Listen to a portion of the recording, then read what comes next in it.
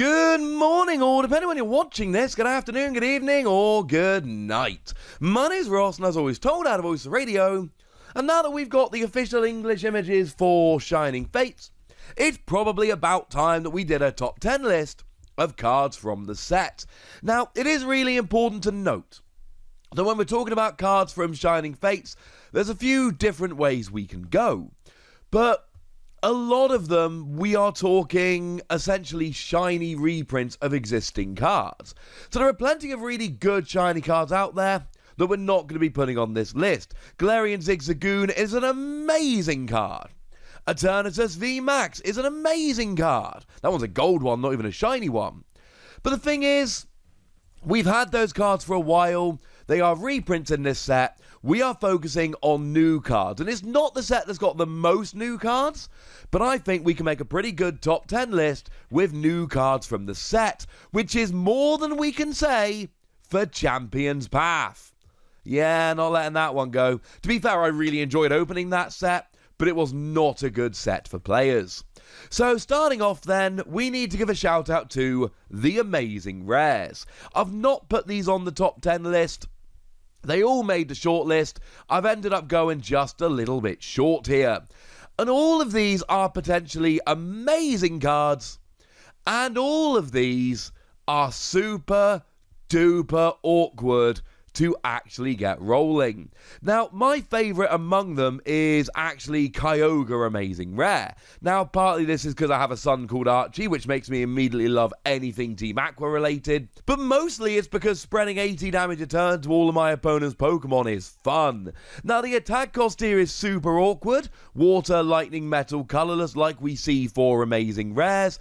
I'm thinking Frostmoth for the water and the colourless energy. I'm thinking Tapu Koko Prism Star for the lightning, and then I can just attach the metal from my hand as my attachment for the turn. It's awkward, but it's worth it. Similarly, we've got Reshiram here, a fire, a lightning, and a darkness. Does 270 damage, plus 60 to itself, but 270 is tag team KOing territory. And we can use Welder here, and we can use Tapu Koko like we said before. And to be fair, remember that Turbo Patch, flip a coin. If heads, attach a basic energy from your discard to one of your basic Pokemon. That could work. Don't forget that we got Trumbeak in Vivid Voltage, that when you evolve into it, you look at the top 3 cards of your deck, and any of them that are energy, you attach to your Pokemon in any way you like. And don't forget, you can use Oranguru to guarantee at least 1 energy on top of your deck. But these are still going to be hyper awkward cards to use. Probably the best among them is also the by far most difficult to get rolling.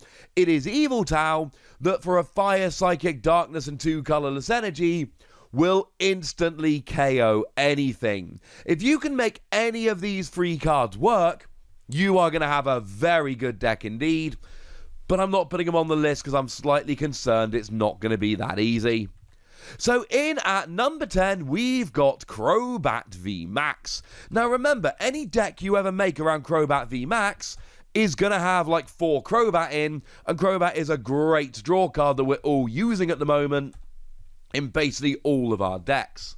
But don't sleep on CROBAT VMAX in its own right.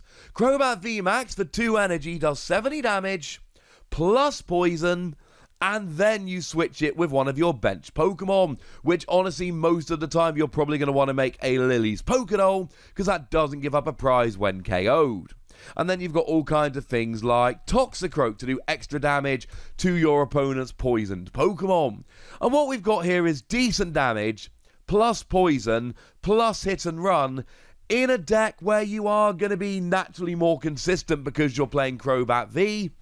I think there's a little bit of potential here. Incidentally, this is the VMAX run of the video. I thought about this very hard, but it turns out there are 4 VMAXs on the list and they're all in a row. So in at number 9, we've got DHELMISE VMAX.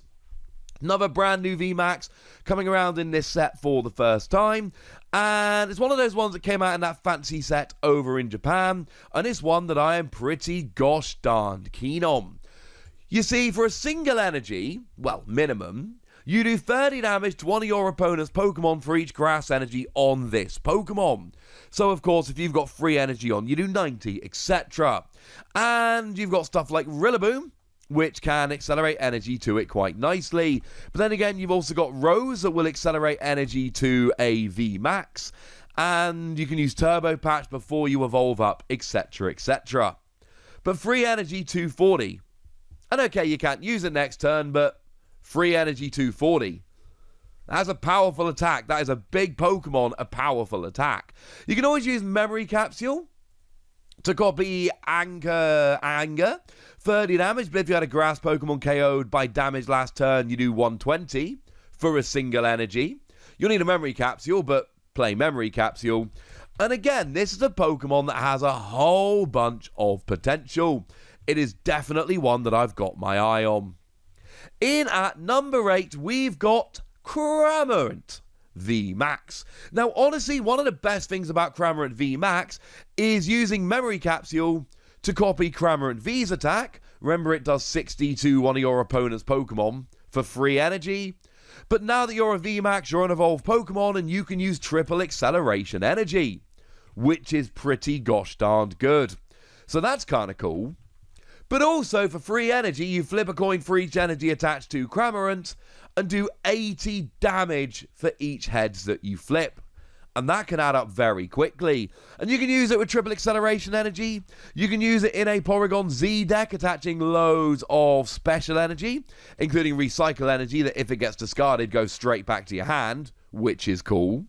Or you can play it in a Welder deck with fire energy, or really any energy acceleration you like.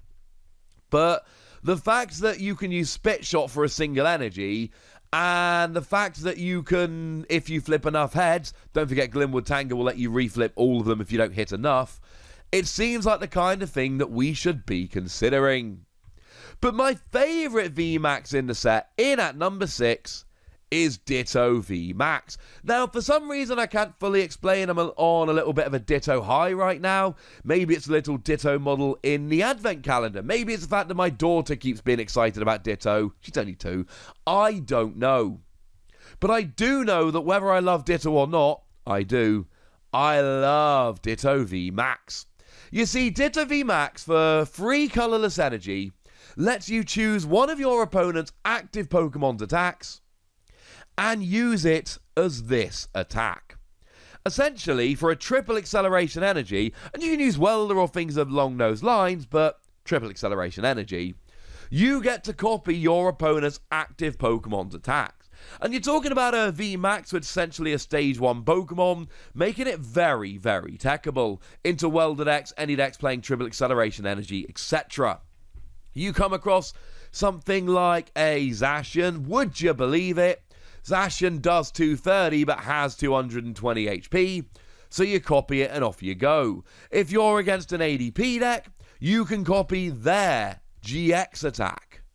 So you're taking extra prizes for the rest of the game. It's not going to work against stuff like Mewtwo and Mew that uses its ability to copy other Pokemon's attacks fine, but there are going to be a bunch of decks against which this is a really good one, and I think you can make a deck which is primarily focused around Ditto VMAX, but the fact that you can use any energy, and the fact that it takes up very little space in your deck, really does make me look at Ditto VMAX as a genuine, legitimate option in a whole bunch of decks, and that for me is what puts it up against and above the other VMAXs. So moving away from VMAXs then, in at number 6, we've got Rotom. And Rotom's here because of a combo which I am obsessed with and going to be testing relentlessly, that every time I tell someone else, they're like, mate, it's not going to work. And usually when enough people tell me I'm wrong about a particular combo, they end up being right, but I'm remaining bullish on this one until my testing tells me otherwise. It's got the ability Roto Choice that says when you play it from your hand onto your bench, you may search your deck for up to 2 item cards with Rotom in their name and put them into your hand. And the combo I adore here is a combo with Rotom Bike, because Rotom Bike lets you draw until you've got 6 cards in your hand but ends your turn. So, generally speaking, you want to play 4 of them to maximise your chances of having a turn 1. But on the other hand, you want to play as few of them as you can. You want to play one of them because you're only really playing it on turn 1. So you want to be able to search out Rotom Bike. Rotom says hello. Play a quick ball, search for Rotom, grab Rotom Bike, and you are off. I know that Snorlax does basically the same thing with an extra card, but I also know that Snorlax is a high retreat Pokemon that you need to get into the active, and then when you've used the ability out of the active. I am a big fan of the Rotom Bike combo. And then, of course, you can grab 2 cards of Rotom in the name, so maybe you grab something like a Rotom Phone, for instance. That could be fun. Use the following turn. I don't know. I'm mostly excited, if I'm honest with you, about the Rotom Bike combo. But there are others. And Rotom Phone will do very nicely indeed. Thank you very much. In at number 5, we've got Koffing. Yeah, that's right, ladies and gentlemen. An evolving basic, I'm assuming it's a common, evolving basic has made its way into the top 5 of this set. Can confirm is a common. See, you had the image on the screen when I said it. I had to go and look it up and make sure I was right.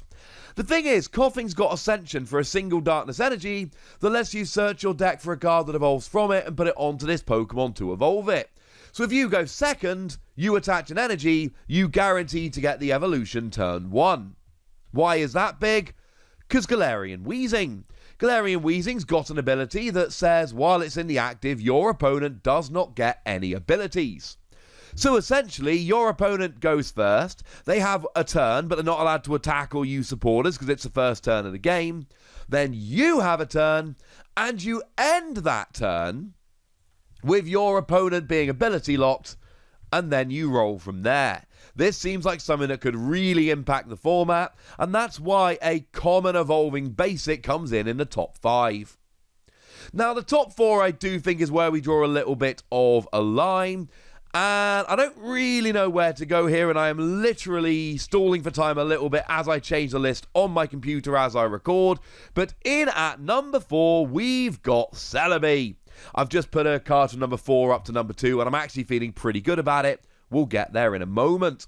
Celebi has got a really rather nice ability whereby if it's in the active spot, you may look at the top 6 cards of your deck, find an energy and put it into your hand. But crucially, it says energy, not basic energy, which means that this Celebi can be used to search out your special energy. Bearing in mind, special energy is generally something which is very difficult to actually search out. Celebi has absolutely got your back. This is going to be good. The retreat cost of 1 means you can easily get a free retreat with U-turn board. So that's quite nice. You can pop it up after a KO. You can have it there at the beginning of the game. It's going to be big. We've all lost games because we couldn't find an energy at the right time, especially things like Twin Energy, which might be super important, but you can only play 4 in your deck. Celebi's got your back. But in at number 3, we've got Water Celebi, or as I like to call it, Manaphy, which has got the same ability, but for Pokemon. And I see these as very similar Pokemon, but I also think Manaphy is going to see more play and prove itself to be better in the long run. Because you're searching out Pokemon, and Pokemon could be that thing to evolve, or it could be a CROBAT to draw a bunch of cards, etc. And the fact of the matter is, a lot of decks are playing basic energy, and they're playing enough that they're going to draw into them most of the time, but they really need their Pokemon to get rolling. So you know what? I do think Manaphy's better, but make no mistake about it, I expect to see the pair of these popping up in a whole bunch of decks. In at number 2, that card I just elevated from number 4 because I put it way too low, it's Bull Guy! We like Bull Guy. Now, Bull Guy will forever be the card that I gave an incorrect translation that the lovely Antoine gave us, and I'm very, very sorry. To be clear, Antoine gave the correct translation. I misread it and gave it to you wrong, and I've apologized like 7 times, but I still feel bad. You search for up to 3 different item cards that have the word bull in their name, reveal them, and put them into your hand. Now, the way they've worded this is brilliant because everyone, myself included, wanted to be really clever and go, air balloon. I did it. I'm not ashamed. But it's not cards that have bull in their name. It's cards that have the word bull in their name, which takes out air balloon. And it's item cards, so no Pokemon or any of that. And the thing is, before we had it confirmed that Battle Stars was going to bring a level ball reprint, this looked fun. But now we're getting level ball back, which is going to see a huge amount of play. We've already got quick ball, which is a staple in every deck. Great ball sees play in a bunch of decks, and oh look, we're there. And you're telling me that I can use Ball Guy to search out a quick ball, a great ball, and a level ball? That is going to be really good early in the game. I expect Ball Guy to be at the heart of a bunch of decks, being the engine that really makes it tick. Which means it definitely deserves to be at number 2. But in at number 1, the most impactful card I feel pretty confident in the entire set, it's going to be Rusted Sword.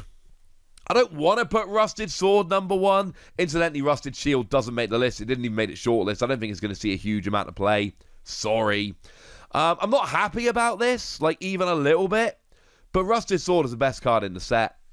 You attach it to Zacian V, it's a tool, and Zacian V does an extra 30 damage. Now, Zacian V is already the best attacker in the game. It's a phenomenal card. Free energy, 230 damage, but you've got Metal Saucer, which will attach energy to it. And, of course, you could use Turbo Patch, so you don't really need to because you've got Metal Saucer. And then you've got the ability, which draws 3 cards, but if any of them are metal energy, you attach them. It ends your turn, but early game, it's amazing.